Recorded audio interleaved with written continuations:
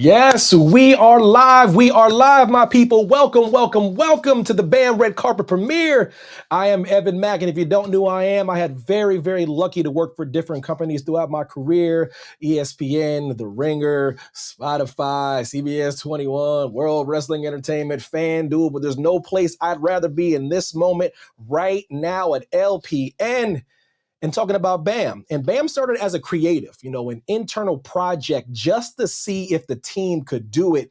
And so did this live. But we kind of decided to bring everyone else in on the fun. This is a new animated series where my man, Dennis, the BAM man Meador, travels through worlds like the land of LinkedIn, teaching how to build authority through media, through storytelling, through humor, and a little bit of chaos as well. So this is what we have in store for you on this episode. My man Dennis is going to open it up.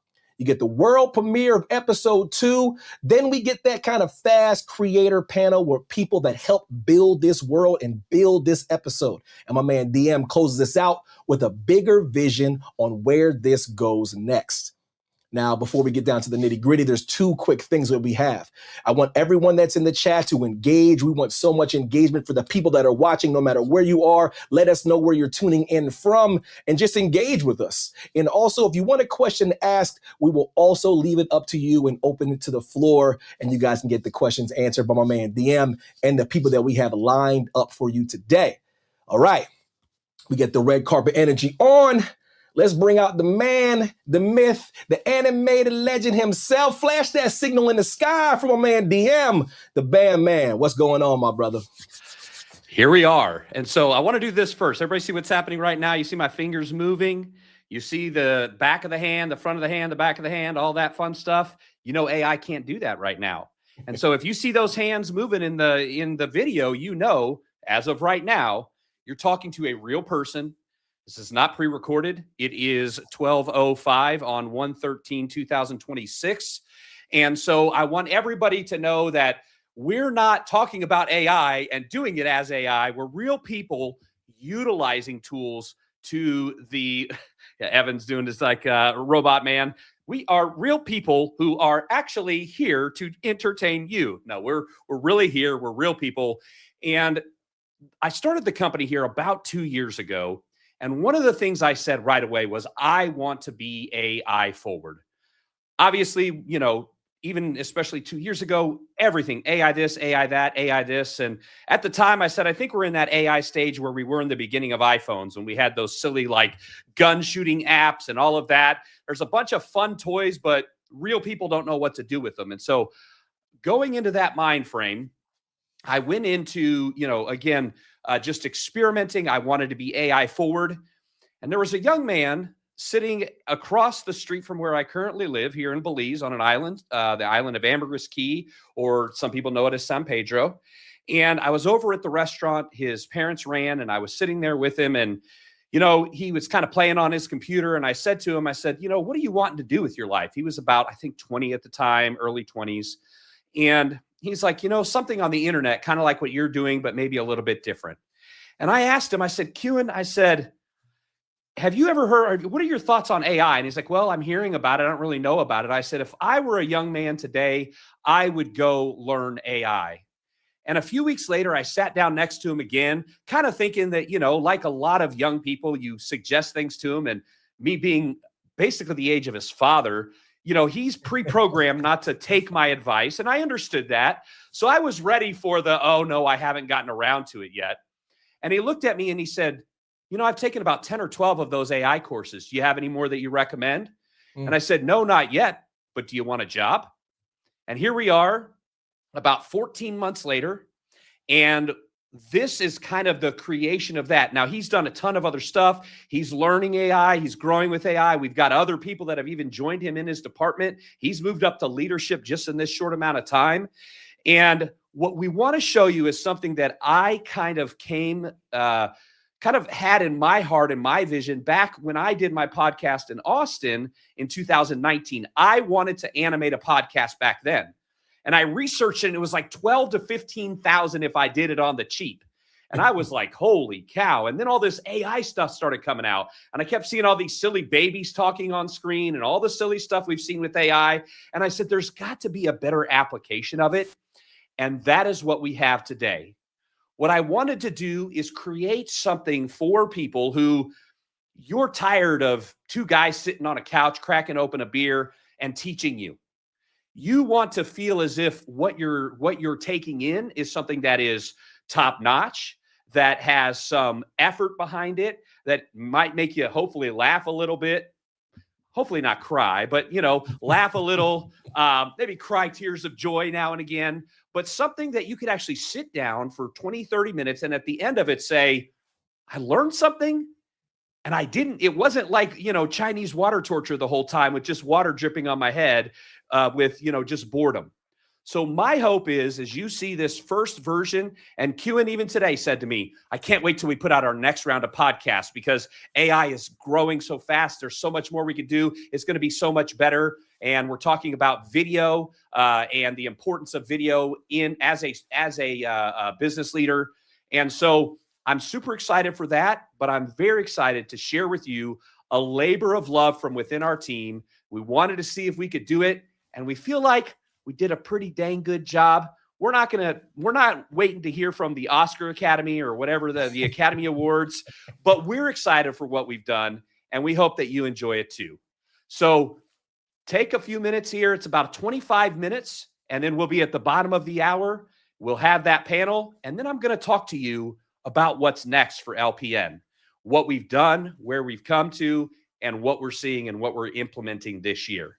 So, team, take it away. Let's premiere Bam Man.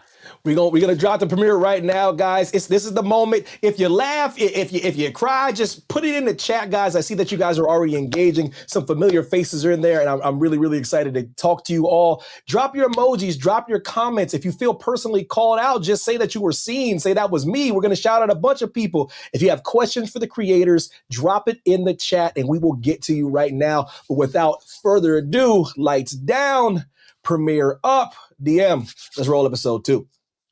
Let's go. Bam! The show conquering sameness. In a realm where most law firm marketing looks cloned, bios are biohazardous, and brand stories are buried in sludge, one force rises to cut through the noise. By day, she's Viveca Hess, strategic, advisor, brander, and architect. But when the fog of sameness thickens, she transforms into the hyper hero. Wielder of hyper-personalized branding and engagement power, sworn enemy of toxic messaging and radioactive reputations. And I'm your guide, the Bam Man, here to bring you on this journey through the brand quagmire. This is BAM, the show conquering sameness, one platform at a time. The best of the city. BAM!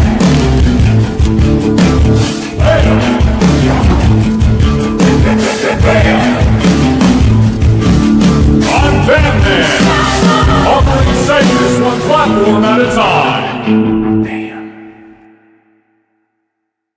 We drop into the muck, the biohazard bog, where LinkedIn, a veritable super site of sameness, lets bios decay unread and headers ooze the same sludge-soaked slogans. This is where the hyperhero began. With a deep breath and a fearless step into the contamination zone, she detected the microsignals others ignored, the subtle frequency shifts of an identity submerged in biofilm. And what has she found? Biohazard bios, radioactive engagement levels, muted voices trapped under layers of digital decay. Hyperhero, what first tipped you off that legal professionals were stuck in a toxic loop of generic bios, and what made you want to do something different? Well, thanks first, Bam Man, for offering this platform here to try and pull everybody out of that sea of sameness. And I think one of the things that struck me first was the fact that we can read most of these profiles on LinkedIn, and before you know it, we're either falling asleep or scrolling onward. And there was just nothing that was standing out. There was nothing that was popping. There was nothing that was out of the ordinary, extraordinary, provocative, or even curious or interesting. And so, I said, here are all these different people with the same header, the same title, and nothing's grabbing attention. We've got to change that because all these individuals have different stories. They have different backgrounds. And so, why not show a little bit more of that? Why does everybody follow the same template that's either sending you into a snooze or scrolling onward? That's what first caught my attention. Absolutely. And if you think about it, us both having worked with attorneys for a long time, attorneys have a mind frame of wanting to fit into what they see going on around them. And so when we speak to them of being different and sticking out, there's probably a little bit of something that maybe the hairs on the back of their neck might rise a little bit, or maybe they get a little bit of a lump in their throat of, well, no, I want to be like the other attorneys and their pages. So I imagine that pulling people out of that frame of mind can often be a little challenging. What is something that you say to them that more often than not, when you use the phrase or you use this illustration or whatever, it kind of turns on the light for them on why it's important to be different in their bio? Well, I can tell you right away what I lead with, and that is, did you happen to notice that in the United States alone, there are 1.8 million other attorneys? That is who you're competing with. How are you going to set yourself apart? How are you going to rise? And, it doesn't matter all the tools, the deep pockets you have. There's only one thing that will truly set you apart, and that is you. And there's only one of you, your story, your character, your voice, your vibe. That's the only thing where you will outcompete absolutely everybody. So do you want to show up? Do you want to show up as a person that you are with your experience, your story, and what you're passionate about? Then let your personality shine through. Don't be, as we were ingrained to follow the sheep. From day one, taking the bar exam, think like sheep. Don't do anything different. Don't get creative. And from there, it just goes downhill through a whole, legal experience. And we're all taught to fit in and look the same. So it's a journey. It's a bit of a journey. But for the ones that look around and say, you know what, there's a lot of competition here. How are we going to stand out? Well, you can either exhaust yourself or exhaust your pockets and your budget, or you can actually stand out by showing your personality, your character, your stories, your experience. That's something that nobody else has. Even in the thick of the swamp, though, there's one more zone that's toxic than all the rest. Again, we've talked about this, the LinkedIn bio page. What was once meant to connect has become a graveyard of jargon, where credentials scream louder than character and algorithms feast on lifeless sludge. This is where the hyperhero dives in deep, not to polish, but to purge, to rip the voice back from the void and rebuild something that actually speaks. Why is the LinkedIn bio the most contaminated of them all? And how do you specifically help clients reclaim it as a tool for connection instead of just another sterile resume? Yeah, well, the short answer is that this is the most contaminated because this is referring to the about section, what used to be called the summary section. This is where we have 2,600 characters. It's one of the biggest pieces of our profile and our presence. And this is because you have so much space is where you have ample room to really go in the wrong direction. And this is where a lot of lawyers think they have ample space to shout out their accolades and their multi-million-dollar settlements and their AVO and their, super lawyers and all this. But what they forget is just because they're writing it doesn't mean it's not a conversation. This is a two-way street. This is an engagement. You're inviting people in to feeling heard and seen there. So the about section is where you tell a story. You tell the story of your background, why they should listen to you, why you're different, why you're passionate about what you do. And you speak to them in first person. I still see lawyer profiles where they're speaking about themselves in third person. I think, what are you having your intern or assistant write this for you? As soon as you speak in third person, you're creating that gap. You're creating a distance to that person. So keep it in first person. You're having a dialogue with one prospective client. Think about it that way. And that's, I think, is where you can get in the most trouble. You have ample space to shout, as we've been taught and brainwashed, to shout out, tell people how great you are, but don't. Just share what you're passionate about. Invite people in, create questions in their mind, and let them know. Don't share stories gratuitously, but actually place elements of the story in a way where they can identify, self-identify where you're speaking to them. So that is the beginning of a conversation. I don't do well with the about part because I'm all about like bullet point. This is what I do. This is how I do it. But I like that. Tell a story of your life and, be willing to take your shoes off and show them that you have, you have clay feet, that you're not indestructible, that you're not, divine, that you're just another person like them who happens to have knowledge in this particular skill set. And I think that so often we look at that and to us, it's like, I've had LinkedIn 17 years, but I've only taken it seriously for the last year because I was just like, I don't need a job. What do I need to do LinkedIn for? Now, as I've developed my new agency, I've seen that how important it is and what it does. And so, I'm reminded when you talked about how in the about section is 2,600 characters, and this is where people can hurt themselves. It's like my mom used to say, giving you enough rope to hang yourself. It's like LinkedIn's giving us enough rope to hang ourselves, to reveal who we really are. Well, it definitely changed. In the last 10 years, I'd say, and especially since the pandemic, where people did turn to LinkedIn when they couldn't go out, they couldn't network, they couldn't play golf, they couldn't do whatever they did to network. They really reevaluated how to use these online platforms. And I saw a big shift there. So LinkedIn has moved so far away from the resume portal that it once was known for, where you went to look for work, jobs, referrals, partners. It is so much more than that now in a real conversational piece. But this is where a lot of folks get lost. And the whole idea of telling a story, don't hear what I'm not saying. I'm not saying don't use your accolades, your experience, your wins, your accomplishments, but weave it into a story and, draw them into that story, paint that picture. Then you can sort of fit in all those accolades. But if you do it through a story, we grew up as kids on stories. It's still, as big kids, it's still a thing that draws us in.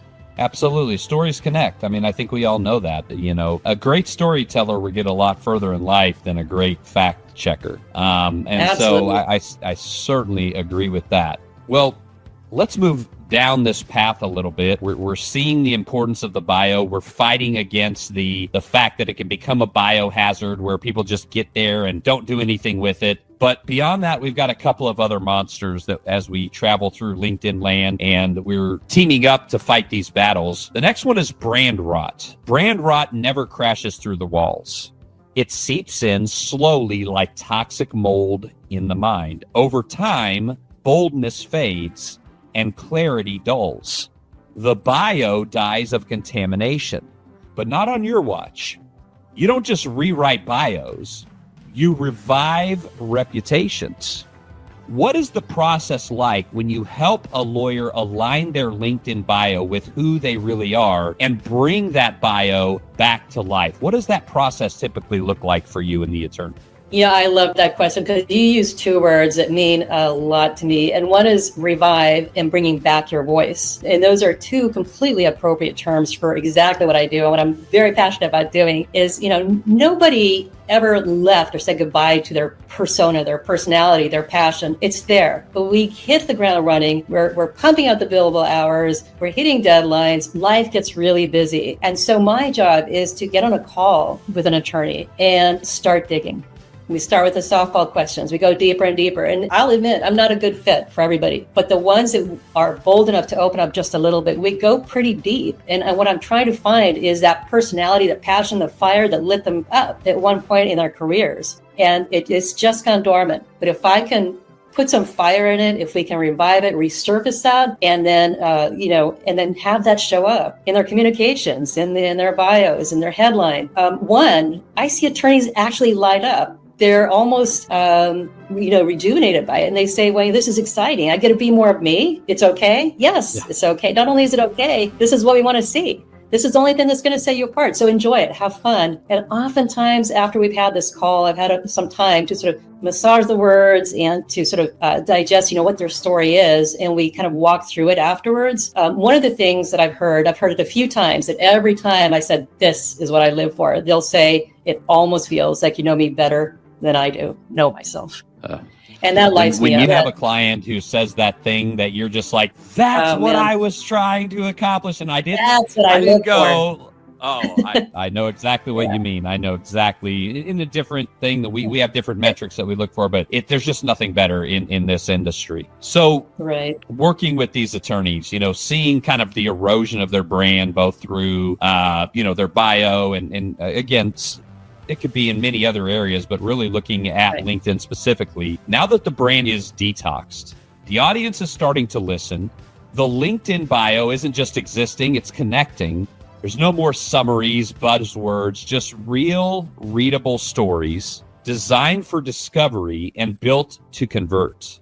What's your approach for expanding a great bio into somebody who now wants to produce authoritative positioning, thought leadership content that actually begins now to draw people in? They land on the page. It's worth knowing more of this person. Now I'm going to start looking to see what they write, what their videos are, what is their content. How do you approach helping attorneys now go beyond just the bio page? One of the things I'm a big advocate of, and I think it never ends, but I say first off, and this is a little bit counterintuitive. First off, before creating the content, have a look around. Listen very carefully. Who's resonating? Who among your fellow attorneys is resonating, is really getting traction? See why. See the conversations that are out there. Pick up on that. So sometimes if an attorney's been out of the loop from LinkedIn for quite a while, it's a little bit intimidating to jump right in and start creating content. So what I usually suggest is go low key. Just join in on some comments on some existing threads in some conversations that you really value and that you think, you're finding prospective clients or partners, referrals, other attorneys you admire. Jump into those comment threads and sort of get warmed up that way. And the gold is oftentimes in those comments because you see what people are saying, what their pain points are, what they really enjoy talking about. When you've done that for just a little bit, and assuming you've been gone from LinkedIn and are not quite sure how to start putting out content, that's a good starting point because that sort of takes away some of the pressure of putting content out there, but joining in existing conversations. Then take that, see any gaps that you notice or any pain points that haven't been addressed. Use that as the fuel for content that you then create as your original post. And that's a great way to start if you're just a little bit intimidated. So what I'm hearing is get out there and listen before speaking, which is just like a general rule in life anyway. But then we get on computers or on our phones and all of our lessons that we know that mom taught us, grandma taught us, we taught in Sunday school, they go out the window. And yet here's a group of people, and in many ways, our living is just like, hey, just treat people how you want to be treated. Hey, just listen more than you talk. And we're literally going backwards to some of the basic principles of just societal living and saying, now apply this, because I think sometimes we look at these outlets and we see the continual abuse of the platform. And we think that that's the status quo that we should participate in. Whereas just being a real human being, telling real stories, connecting in real ways, and putting ourselves out there in a way that shows authenticity often is enough to set us apart. We don't have to be a top 2% copywriter. We just have to be willing to be real. That's what I'm hearing from you. Yes, absolutely spot on. And I think, sometimes we think that what we put out there in terms of content has to be monumental. It has to be huge. It has to be so relevant, so important.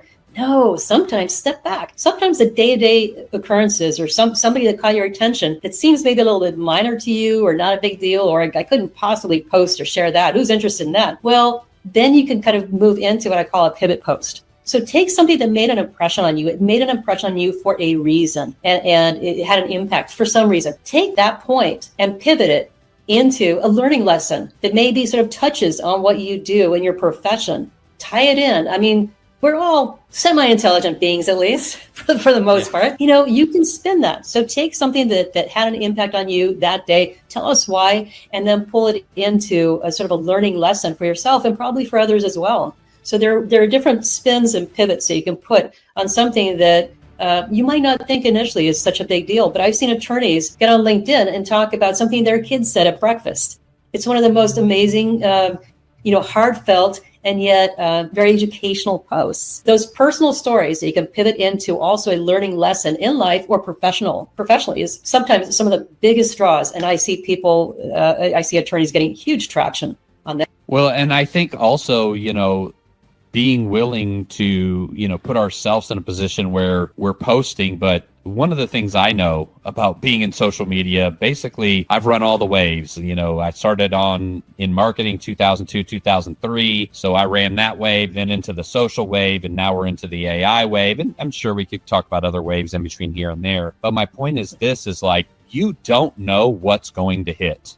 Like, you know, you'll put together this like beautiful post and it's got the points it needs. And you're just like, I am about to bless the world with my knowledge. Watch out now. Right. And then you post it and it's like crickets, just, you know, one person. And that's like, you know, your best friend, you know, and you're like, thanks, Joe. You know, but it's just like, and then another day you're like, I got to put something, you kind of just tell a little story with your kid and you're just like, throw it up there. And all of a sudden it's like, yeah, I know. And then all of a sudden just all this engagement. And that should show us that authenticity is always going to beat, you know, polish.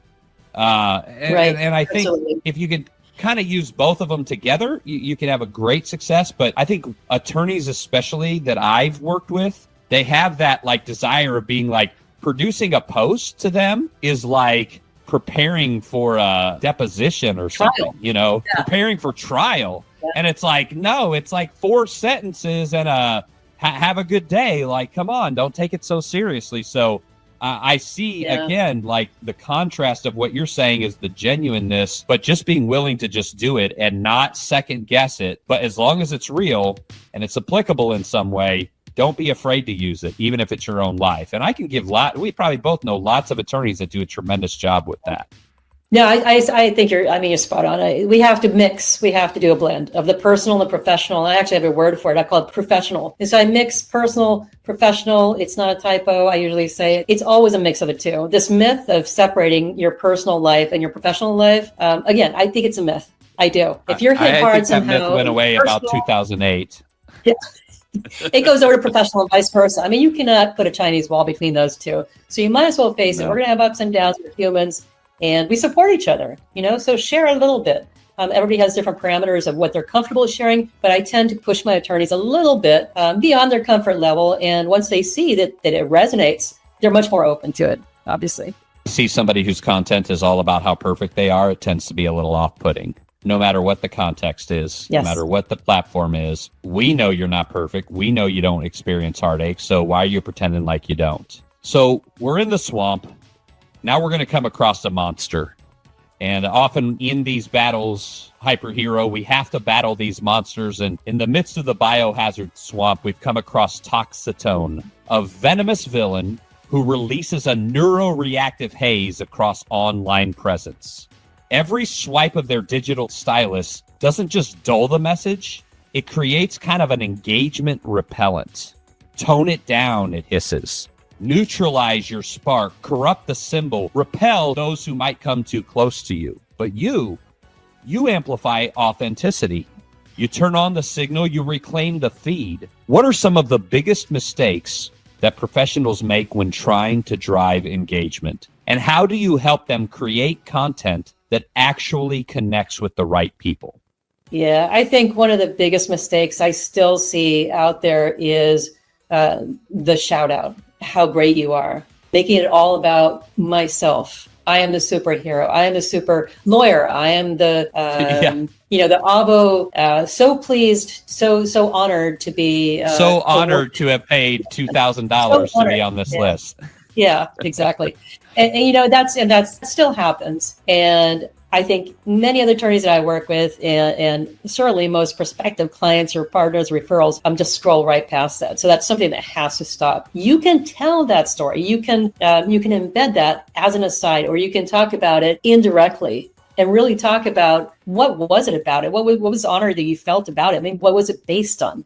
How did you help somebody, or how did you solve the issue, the problems, the settlement? You know, what did you go through? Like, where were the dark sides, and how did you come through on the other end? And apropos, that all led to a recognition of the work that you put in, and that feels really great, and even greater for your client. So there are different ways of positioning that, but instead of just coming right out of the gate saying, "So honored to be given this award that I paid $2,000 for," or whatever, we still see some of that. So I think that content that really always is very mindful and intentional about who you're speaking to. And, my own content has a lot of sort of humor in it and snarkiness, all that stuff that I felt I couldn't do as an attorney is coming out now later on in life. But I don't do it gratuitously.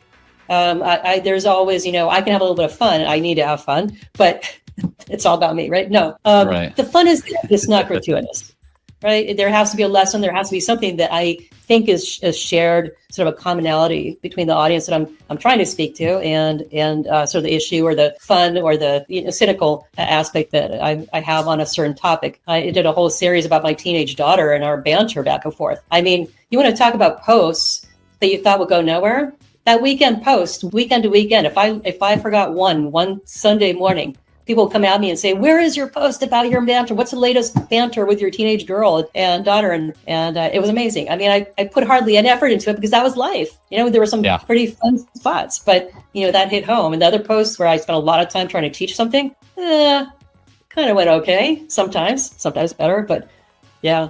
So it's the little things. It's the the life things that we all need to put a smile on our face or teach us a lesson or resonate and relate. Relatability is a big one.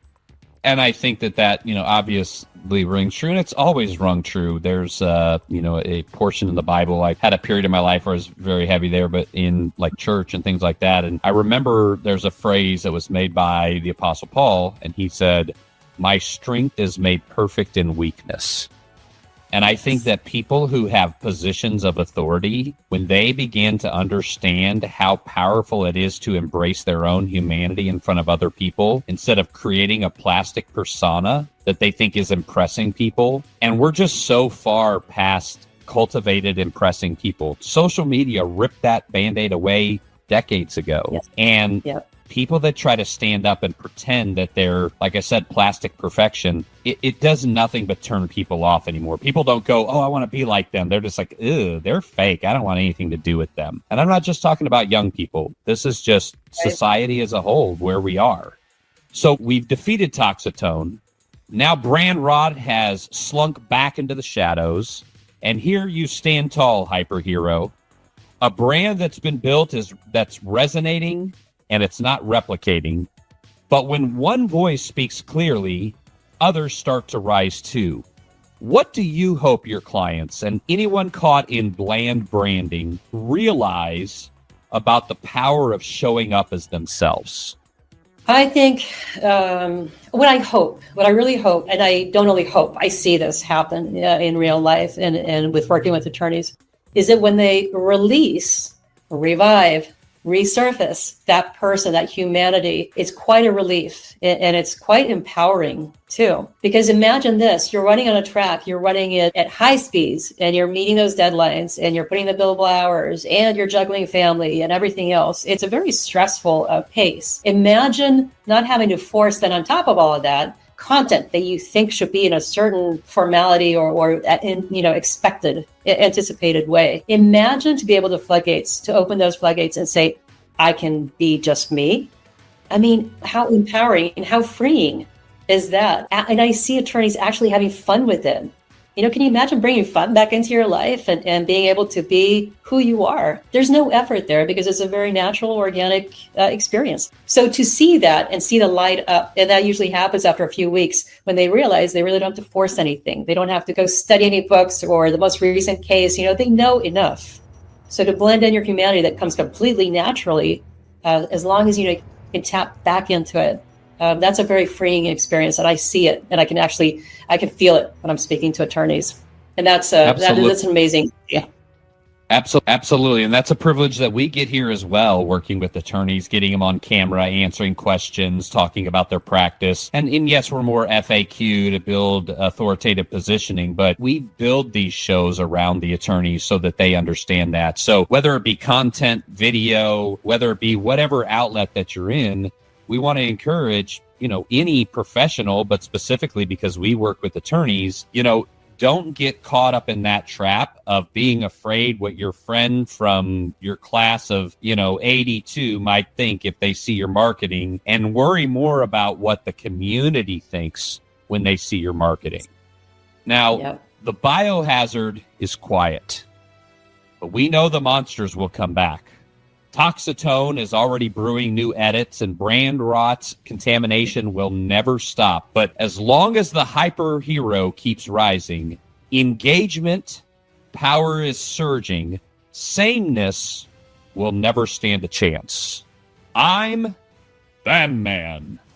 And joining me today to defeat these monsters in the biohazard bog has been Hyper Hero. And this is BAM, the show conquering sameness, one platform at a time.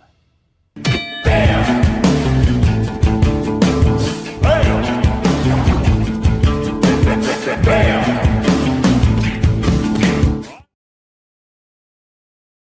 The day once again. Welcome back.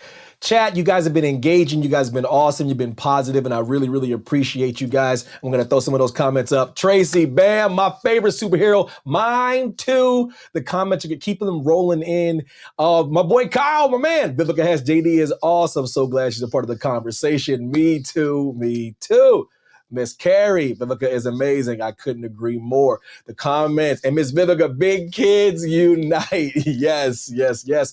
On a scale of 1 to 10, my people, as I read these comments, how hard did the Bam Man hit you? We need those reactions. I love the hyper hero as well. It's good stuff, good information. Miss Andrea, stories draw us in versus a great fact checker. Real talk, real talk, real talk. Love it, love it, love it. Keeping it coming in, guys. And just this episode has been really awesome, and it kind of brings me to why we're here, not just to talk about BAM, to talk about the people that help create BAM. And I have to bring on my man DM, who is an entrepreneur, marketing strategist, podcasting expert, known as a thought leader in legal marketing and professional podcasting, helping lawyers and other professionals leverage audio and video content to grow their practices. This is the man who came up with it. This is Bam Man. This is DM, sir. Welcome. Thank you, Evan. I'm ready. No, I'm waiting for this guy that you keep talking about. I'm like, where is this like amazing person? Because I know it's not me. It's you. I mean, at least if you ask my wife, she'll definitely, my wife thinks it's her job to keep me humble. So, I got you saying I'm an expert, and I got my wife saying you forgot to clean up the poop in the yard, right? Listen. So you got to keep it real. You got to keep it real, folks. Well, listen, Miss Vanessa, Bam Man is very, very, very handsome as well. But listen, the episode was even more special because you brought on a guest and she was in the Bam verse, and that was Miss Viveca Hess, who kind of stepped in and made the authority lessons land in a way you can actually feel. And before we kind of keep it going, let's talk about Viveca a little bit. She's the founder of Hess Connect, where she helps time-starved lawyers and law firms use LinkedIn to build visibility, positioning, and authority through story-driven content. She's a former attorney and the host of the Social Lawyer Show, sharing practical branding and LinkedIn strategy for legal professionals. Ms. Viveca, thank you for joining us. Hey, you all hear me? Yeah, I can hear you loud Viveca. and clear. How are you, my dear? Awesome. What a way to kick off 2026. Thanks for the invite back here, Bam Man. I mean, you probably thought I did another podcast that's never going to see the day of light, right? And then all of a sudden, I kept sending you stuff like, we're still working over here. So I'm so thankful. Relentless. I love it. Absolutely. Thank you guys so much for joining us. Thank you so much for your engagement. Keep your comments coming. We will get to them. Keep your questions coming as well. We have a section where you guys get all your questions answered. But that leads me to one of my favorite people in the world, Miss Carrie. I'm going to bring on. She helps create this show, but she also uses the advent of AI to help write the show as well. And she's a decade-long award-winning podcast producer and audio-forward storyteller. She's worked on acclaimed projects, including Mea Culpa with Michael Cohen. She also helps build foundations with production systems to help founders show up consistently and sound exceptional. Carrie, my dear, welcome. Hi. Glad to be here. How exciting this is. Absolutely. Let's see Bam Man. We got Miss Viveca Hess, Miss Carrie, and there's one more person I would like to bring on. But I'm going to do things a little bit differently. I'm going to kick this to DM because there's such an interesting story about my man QN. He also used the AI to animate Bam, but I'm gonna throw this to DM because a really cool origin story on how QN got brought to the table. Yeah, so I alluded to it earlier, but it was just one of those things. He was sitting at the coffee shop, and I'm just one of those people that I know I notice what's going on around me. And, I see a young man just kind of like, I go to breakfast at this place quite a bit. They'd moved, they were on the other side of the island. They'd moved and we moved back, and I'd see him kind of sitting there pinging on his computer. And I was like, dude, like, what are you doing? Like, what's your plan? And he's like, I don't know, man. And then now he came on, and over this last year, I've seen a young man go, or 14, 15 months, I've seen a young man sitting at a table, seaside here in San Pedro, kind of like, a little long in the face, a little sad, and then I came into his life. No, that's not what happened. But he has since, he's gone out. He's gone out on his own. He lives in South Africa, looking to move to the U.S. next. He's risen from, what am I going to do with you? You're a smart young man, but I don't know where to put you. Learn this AI, and then let's figure something out. Because I hire people, not positions, right? So I hired a person that I believed in, and we found a position. And now here we are 15 months later. We're transitioning him into leadership. We're transitioning him into having people working underneath him and reporting and furthering his career. And it's not because anything I've done. It's because this young man has learned and grown. And now, very thankful, as you'll see here in just a moment, he has had to do a side job as an Eminem impersonator, but he's able to, pretty soon, he'll be able to get away from that side job as an Eminem impersonator, and he's going to be able to be full-time with us. He doesn't have to do that on the evenings and weekends. So let's bring on Eminem Qin, and let's good to have you, buddy. Yeah, thank you. Welcome, everyone. This is the panel. Guys, keep your questions coming. If you have any questions for anybody on the panel as we break things down, we're going to get to them as well. But DM, I wanted to start with you, my brother. Why create BAM? Tell me why you created this. What was your vision? What was your thought process? Tell the people at home.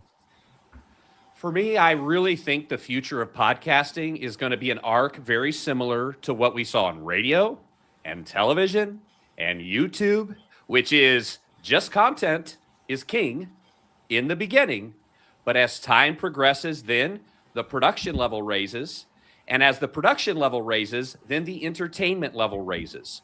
So for me, if I have the privilege of having somebody's ears or eyes for 20 minutes, 30 minutes, whatever it is, yeah, I want to teach them something and I want them to get something out of it, but I also want them to enjoy that time. And I learned this because I've been privileged to have a lot of public speaking experience.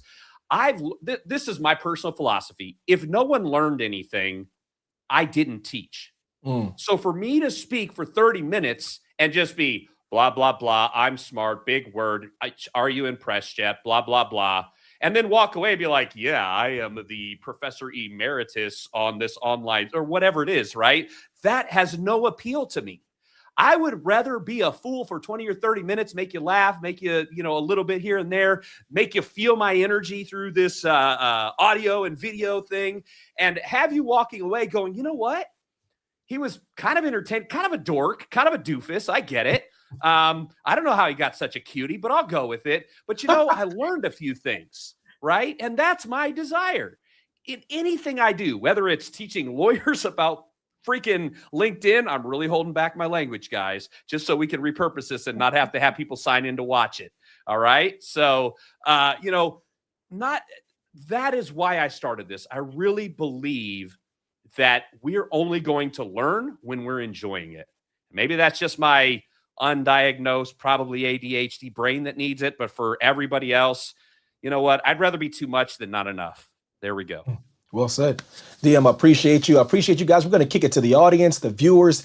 This is the part where I want you guys to be engaged and let me know. We have questions coming up right now. My man, can the content created for use on LinkedIn be transformed into a high SEO articles online beyond the social media platforms? Who wants to take that one? Do you want to, Viveca, and then I'll come in behind it in case because there's a couple things I just read about this, but I don't want to step over you. So go ahead. No, I absolutely think it can be repurposed. I mean, now with all the AI tools we have, if we give it the right, the prompt and the context, most importantly, there's so many different ways that you can repurpose content for a lot of different platforms. And, the tools that we're using now, are intelligent enough to know how to repurpose as well. And don't hear what I'm not saying. I'm not saying copy paste. What I'm saying is repurpose intelligently, and take something that was a great idea on one platform, give it another angle, another perspective, or adjust it to maybe a slightly different audience. But you can absolutely repurpose. It's your ideas, it's your brilliance, and leverage that, and get creative with it. Yeah, absolutely. So yes, long answer to a short question. Your method is take it, put it into a machine, give the context, come out with another piece of content, maybe a longer form, and then make it into a blog. The first thing I would say, that's what I'm hearing. So the first thing I would say, number one, I would agree with that. That's one way. But the first thing I would say to that is the most cited platform in LLMs, which is, the AI stuff that we're seeing, the most cited platform. Can anybody guess what it is contextually for our meeting right now? Say it together, class. LinkedIn. By far the most cited social platform out there. Yeah. And so the good thing is you don't have to take it, pull it, rip it, repurpose it, extend it out, work it. You don't have to in order for it to benefit you in a SEO sort of strategy, in that it's going to pull. I just did yesterday. I maybe it was earlier this morning. I just put in the prompt, who is Dennis Meador?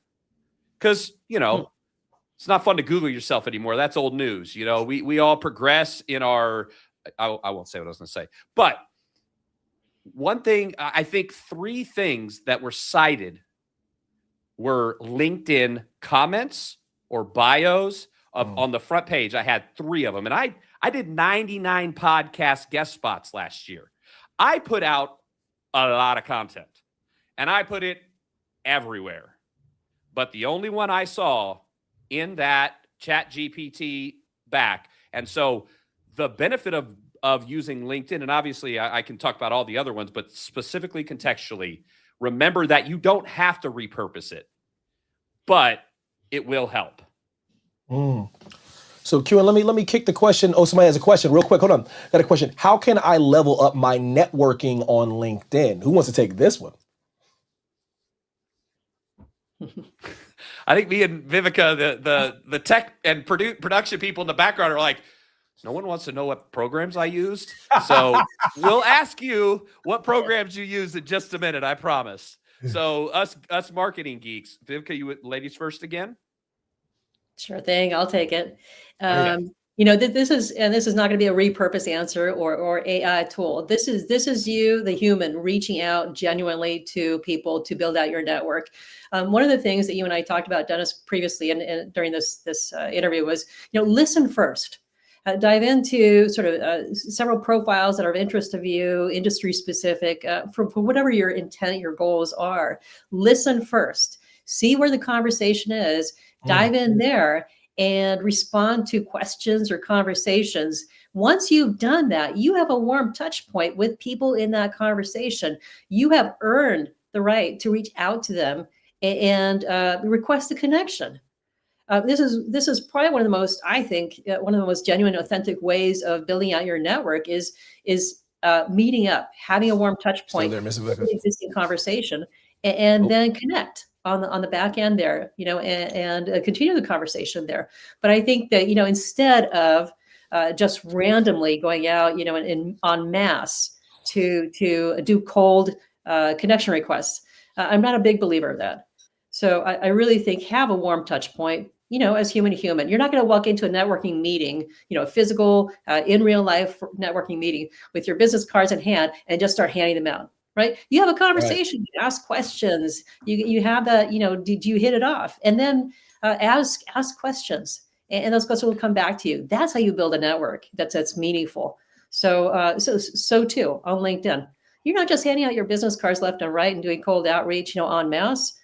Make it meaningful and tell LinkedIn's algorithm also, importantly, these are the people I want to connect with, and this is my network, and this is how I'm doing it intentionally.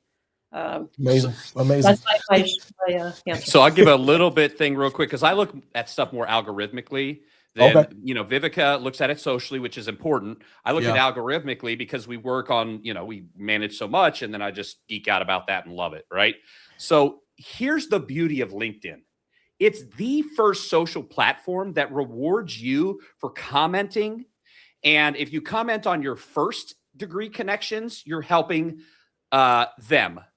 If you comment on the second and third degree connections, which you'll notice they put inside of your feed, your friend, the first connection, said something to a second connection about this, and you go in there, you get like, you do a good comment, you get I get several thousand views a week from just that. And then people come over and look at me and they're like, oh, and then they look at my content, then they come over. So that's the good thing. It's not like Facebook and Instagram where it's like, put your stuff up, post it, and hope that some people like, share, and comment. Right. This is actually rewarding you for commenting, providing insightful. If people that are second and third read, come back, go over, they like your comment, all of that stuff builds you higher in the algorithm, where you can do just as well in the algorithm as somebody who gets 200 likes on their posts and 37 comments. You can do just as well, if not better, with reach and actual connection with 10 comments, 10 likes and 2 comments average. But because you're out there talking to people, doing things, connecting, then they come in your inbox. I read your stuff. I like you. Oh, thanks. I appreciate that. Boom. That is, and Rochelle Davis, I know who you are because you're on my team. You see it happen every day in our inbox because she helps me with that. So that is the beauty of LinkedIn specifically, is that it actually rewards you for connecting instead of just posting and waiting for other people to worship your greatness in what you posted. Now let's do one more question. Do that for Carrie or Kewen or a combination thereof. And let's give it to the top of the hour. I'll go into the next section because we did tell people this would be an hour. So I want to respect that. And if they choose to say, I appreciate it, but I'm going to announce to our team and kind of whoever stays around the next version of LPN, where we started, the middle, and now our next version with some things that we're launching this year and excited about. So let's give Carrie and Kewen a question real quick. Absolutely. I wanted to bring it to Kewen. I don't know if your mother's still in the chat, but shout out to your mommy if she's still there. You know, you are a huge part of BAM and what BAM is, and we're talking about different things in BAM, but it's animated. So why animation and why now, in your opinion? So we animate podcasts to turn voice into visuals. The superhero comic book style amplifies personality and conflict. And right now, when podcasts dominate culture but visuals drive attention, animation is the natural next step. Okay, I got you. And Miss Carrie, Kewen, did you ChatGPT that answer ahead of time? No, I thought that was pretty smooth, man. That felt like that was all Kewen right there, baby. Wow, I'm impressed. You know what? See me after. I've got to hire more people under you, man, before I lose you to somebody. I felt that in my soul. Let's cut that out of this one. We're cutting that section out. I do not want people to know about my man Kewen. All right, Carrie, I'm sorry. I don't want to steal your thunder. You're good. Miss Carrie, like, I wanted to talk to you, like, what inspired episode 1? How did that inspiration carry into what we just watched in episode 2, you know, from all the things that you've seen since its inception? So really, Dennis came to me with an idea and said, here's what I'm thinking. I'd like to do a superhero podcast. And here are he gave me the villain names. He gave me his Bam Bam name. He said, go. So I sat down with my ChatGPT and worked out how to create a narrative that was both informative and interesting as well. And then, of course, there's the wild card because you never know what Dennis is going to say. But really, it was about constructing really good prompts in that AI and setting up a framework where it was repeatable, essentially. And of course, you know, AI sometimes goes a little bit rogue and does things you don't want it to do. So really going over that and making sure it follows suit. And it is so creative. It's not like nothing I've ever done before. I'm not a comic book writer. So I really am glad that I had a tool like ChatGPT to help me out. But I have read a lot of comics, so I kind of knew the structure and flow. But man, it was it was exciting to do. I've never done anything quite like it. And of course, Dennis and I would go over the drafts and he told me to change something and we change it. But yeah, it really, in terms of creating content, the hardest part was making the prompts. Wow. Wow. Good stuff, Miss Carrie. Ms. Viveca, Kewen, thank you guys for joining us. Thank you everyone in the chat for engaging with us as we kind of wind this down. I just want to shout you guys out for engaging and watching and tuning in and we're not sharing winding this down, episode. we're tuning up. We're just letting some go. Oh yeah. Don't lose. Don't Where leave you going, yet. Evan? I would be remiss if I didn't thank everybody. And I really want you guys to hang around because we're gonna head back to Dennis to close this all out. Because what you guys just watched was a fun example of what happens when you stop treating media like a chore and kind of start treating it like a creative playground. But my man DM, I want you to take us all home and let the people know what's up next. All right, let's go. Let's do this. Waiting for everybody to slide out. There we go. All right. So, hi, Heidi. All right. So, what I'm going to just try to take about 10, 15 minutes max. And you've got to remember, this is a ex-Baptist preacher saying that. So, settle in. I'll try to get you in for dinner. No, I will keep it, 10, 15 minutes. But what I wanted to do is show you kind of the evolution of what's happened with our product. How we basically went from, oh, we should help lawyers have podcasts, to all of a sudden we're doing comic book shows and we're doing all kinds of social media posts and, we're doing all these things and building relationships and all the stuff that's happened here. Because we officially launched, get this, we officially launched May 1st of 2024. That means we are at not even, 17, 19 months right now. We're 19 months into it. 19 months ago, there was me. There was Jenny, my VA, that she's been with me 5 years, and Saad helping us on the side in the background, which he is over our production team.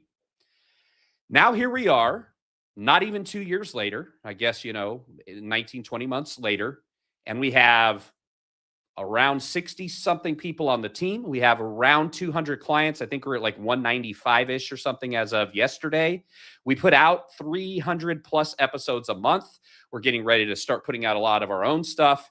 And so I wanted you to see what happened. So originally when I started this, I started working, and you got to excuse me a little bit because I don't have anybody here to work this for me. So we're going to wait for this to pop up. We kind of started with the three main things we wanted to see from people, which was we wanted to make this super simple. We use an internal phrase, better, faster, less friction. And that is what we are always, I am relentless about it. Better, faster, less friction. And so because of that, we originally started with, we're going to make you a podcast. We're going to make it look nice. We're going to put it on all the outlets and distribute it. And then, we'll give you like 3 little videos and best of luck to you. And that's what we started with. And it was very well received. But then over time, what we learned, so we started doing the onboarding, and we were working with not just law firms, but if you notice some in the chat, Kyle Harbaugh, he was one of our first people that was not a lawyer that said, hey, I like what you're doing. How could I fit in there? And so now we have about 20 shows that are actually for attorneys from people who work with attorneys. And some of them didn't have a show, and we've empowered them with shows. We've got everything from one lady who does styling for women lawyers. We've got mental health and overall well-being, 2 different shows there. So it is the lawyer life, because these are the people we serve. And if the only way we serve them is for them to send us money, a little bit just disingenuous in my opinion. So for me, I was excited to see the opportunity to start bringing in people like Kyle and others and start building the network. So we onboard, we make it super simple. They come in, and then from there, we actually get into making the show. Now, the shows that we do, the podcasts that we do, I always tell people, these podcasts are not for mass consumption for the majority of our lawyers, because our clients are not trying to get a $1,500 check from YouTube for having 1 million views. They're trying to get 3 or 4 people to come in their door and say, I saw your podcast, I want to work with you. And that's precisely what we're seeing happen. And we have dozens and as you keep rolling in, dozens of testimonials from people saying that's exactly what's happening. They're coming into my practice. They're saying, I've been watching your podcast. I've watched a lot of your videos on social. I like what you're doing. I want to work with you. Why did we want to set that up? Because I have learned working with law firms for 22 years, give or take, that there has been a huge shift in society in the perception of people that spent a long time to learn something, and then they're treated as if, well, if that guy's $250 an hour, I'll go with him. So we wanted to get away from the price problem that most small to medium firms that I've talked to have told me, and that's the first question they get is, how much is it? So what we wanted to do is put our clients and people that we work with in a position so that when people call, instead of saying, how much is it? They've already watched a podcast or two. They've seen videos. They've gone to the website, and they're calling you saying, how much is it to work with you? Which is a very different mind frame. And so an authority podcast, we provide the host. We provide the questions based on a content plan. Why? Because when people go and search for an attorney, they're not searching for the person with the nicest teeth. They're not really searching for the person with the funniest jokes. They're searching for the person that can help them with their very specific problem. And there's kind of an irony in it because everyone has a super specific need and problem that only, that they think that no one else in the world has had this problem. So what do? They go look for somebody who has a ton of experience with that thing that doesn't exist outside of themselves, at least in their mind. So if they can go online and find somebody who's answering their questions, assuaging fears, that builds an affinity. And then they come in and there's just that sort of relationship. They know them, they like them, and then they just come in and confirm trust. So we provide structure, we provide timing, we provide the producer. They show up, they talk, creates about a 20-minute podcast, and then we package it up from there.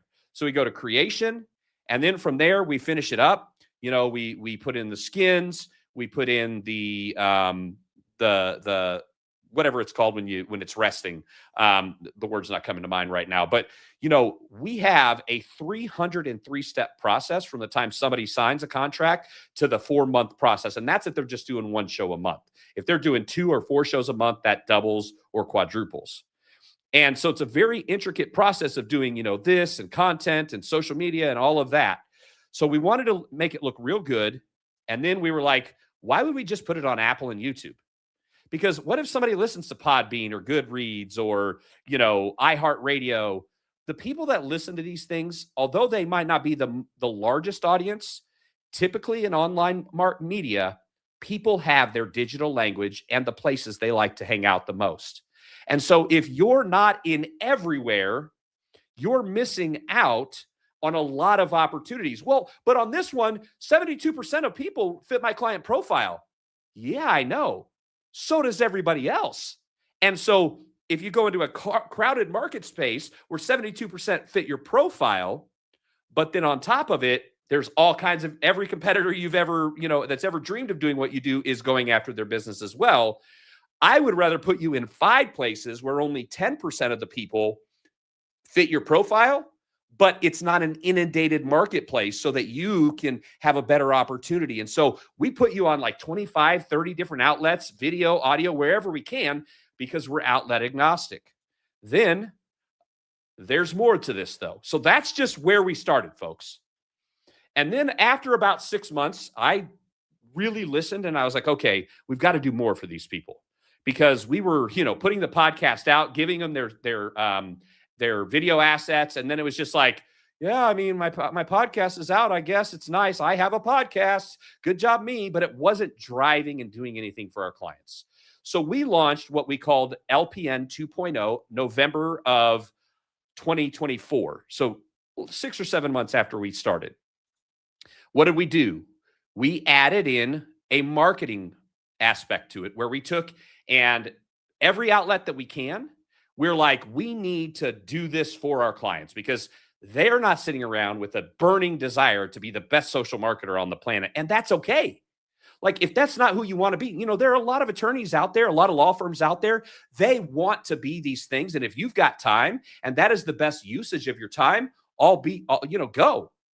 But what I've learned in working with attorneys for quite a while now is most people just want to practice law. The rest of this stuff is just a nuisance that gets in the way. So if we can utilize very little of your time in a way that's comfortable for you to your benefit, then that puts us in a position to help you more. So we were like, Let's go. LinkedIn, Instagram, Threads, Facebook, Blue Sky, Twitch, Twitter X, Pinterest, TikTok, Google My Business. We're putting them everywhere. And we actually create the content and distribute the content from that session from our clients. For example, you see here shorts, these short 1-minute videos. For every 20-minute podcast, we're able to create about 10. Sometimes it's 9, sometimes it's 11, but an average of 10 short videos, and we place that on all these different networks for our clients. So that is, 10 videos right there. That's 2.5 posts a week. That's a post Monday, Wednesday, Friday, and every other Sunday. But we were like, no, we need to do more. So then we went to the next level, which was adding in 10 audiograms, which are very common for podcasts, especially the audio aspect of it. So we added in 10 audio podcasts. So now we're like, one episode, we've got 1 post a day, 5 days a week. Man, we're really helping these people. But I was like, man, we got to do more. It's not enough to just do it business. Business doesn't just happen on Monday through Friday for most people. Now, I'm not talking about sitting down at a desk. I'm talking about the business of making decisions on what we're going to do with our life and the things that are coming up. So guess what? We then did 10 more static posts. So we do 30. Well, that number seems familiar. 30 posts a month. Well, that means if you show up 1 hour every 2 months, we will be able to do 2 months of marketing, including a podcast, social, making it look good, pulling all this out. And honestly, this is why people like what's going on here, because I understand that the less my attorneys have to do and the more I can do with the little that they give me or my clients do, the better off that the better off I can help, the more I can help them, the better off I can help. Stay with me. All right. So the last thing that we put in there is website content. I think Mr. Myricks mentioned this earlier. He said, can you purpose LinkedIn? And absolutely. So this is totally separate. We actually repurpose the podcast itself, and we either create a blog or we recreate we create a FAQ page, 2 to 3 pages from every podcast. So now think about this: 30 minutes, 1 hour every 2 months. Creates a podcast on 25 networks. It creates a post every day of the week on 10 different outlets. So we're posting 300, 600, or 900 times a month for all of our clients. And that's why we have 63 people with 5 of us or 7 of them selling now. We're not a sales machine. We are a marketing engine and a production company rolled into one with a sales team tacked onto it. But then I was like, I've really been into this ecosystem concept all year. Because for me, to help you a little bit is great, but to help somebody a lot is what I don't. If I can help somebody in a tremendous way, I lose sleep over it. I'm so excited. My wife is just like, honey, calm down. You got to chill a little bit, honey. I know you're excited. And I know you think I'm being sarcastic when I say to you, I get this excited about stuff. But maybe next time we do a live stream, I'll have my wife come in and just commiserate on how awful it is to live with a marketer who loves what they do. So now that's where we came to. And this is what we've seen. And this is what we saw a lot of success with. But I don't want to treat what we're doing like a product that is a marketing program. I want to treat it like a SaaS product, like an iPhone or an update. In other words, I want people to always be going, oh, what's on LPN now? What are they doing now? So now we are launching, and most of this is in beta and will be coming out over the next few weeks, but we're actually launching what we're now calling LPN Eco for an ecosystem. And there's more to what we're doing. So the ecosystem, the first thing we're doing is we are doing a guest matching service. Because if you are doing podcasts, and it's great, it's important, but what if you're a lawyer in Atlanta and we could put you on some shows? Maybe you're a divorce lawyer. We could put you on a show with, mothers of this affluent neighborhood, and they have a podcast together. And we could put you on this show that, in other words, we can expand your reach and your network. So I actually have people that have been doing, one young lady who's starting this division. She's been doing my podcast guesting. She booked me on about 125 shows this year. about 25, 26 technically knocked off, but that wasn't our fault. We ended up doing 99 of them, but we learned a lot. We dug in. We've already got a system that we're using. We've already got methods to access thousands and thousands of podcasts. So if you want to be a guest, we're going to enable that through if you're one of our clients, we're automatically putting you into this. So if you're already a LPN client, everything I'm showing you, I'm not asking you for another dime. I never do that. Whatever you sign up at, you stay with me, because the first people that stay with me that are still with me are paying the rate, and they're paying about 40% now just 2 years later because of all the additions we've made. They're paying 40% less just by coming in and establishing and doing all of that. So we're going to have this guest matching service, be very white glove. It'll be sort of like, okay, what makes sense for your content plan and things like that. But we want to give people access to have people on or to go on to other shows. But this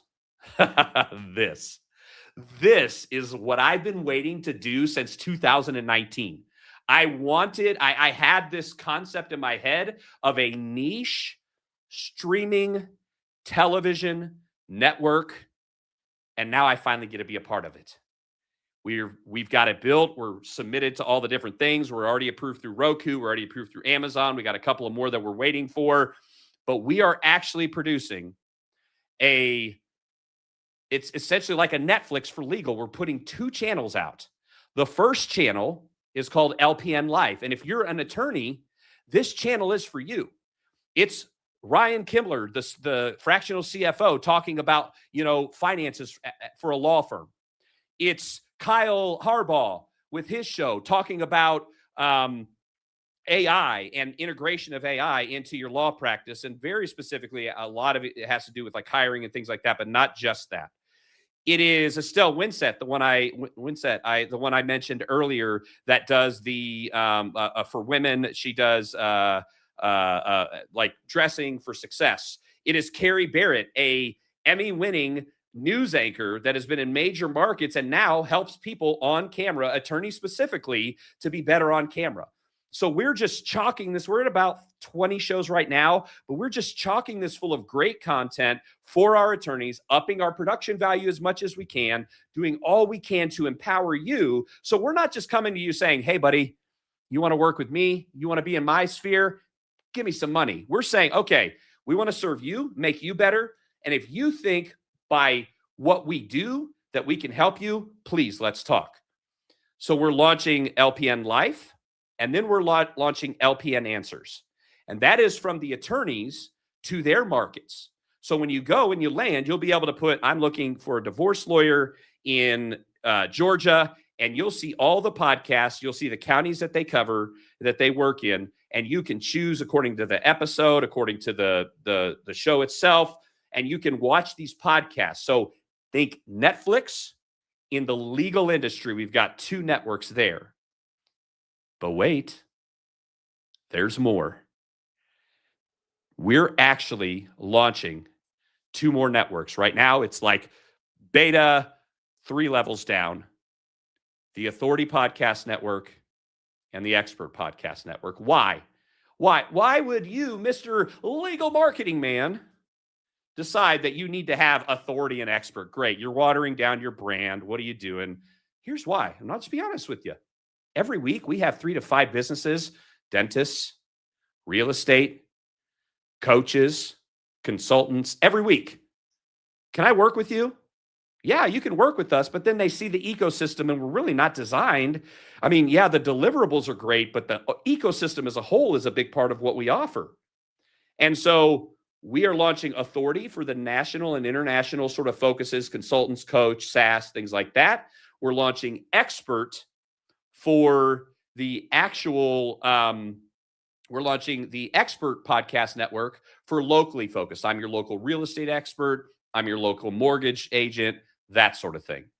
So, folks, first of all, thank you. Thank you for coming, joining us. For us, we really look at this as an opportunity to serve. And honestly, like 2 weeks ago, I was like, we should do a live stream event for our team. And then I was like, why don't we just throw this out there and see if like 2 lawyers will join us and some other people might enjoy being a part of it. And last I knew, we had about 50 or 60 people in here at different times. So thank you, especially those who went through the end. I know we said no sales pitch, so here's where I'm going to end it. If you want to talk to us about it, there you go. There's our website. There's an email, and I'll put you with one of my show coordinators. But I'm not here to sell you, but I did want you to know what's going on. Thank you very much, and everybody have a blessed day.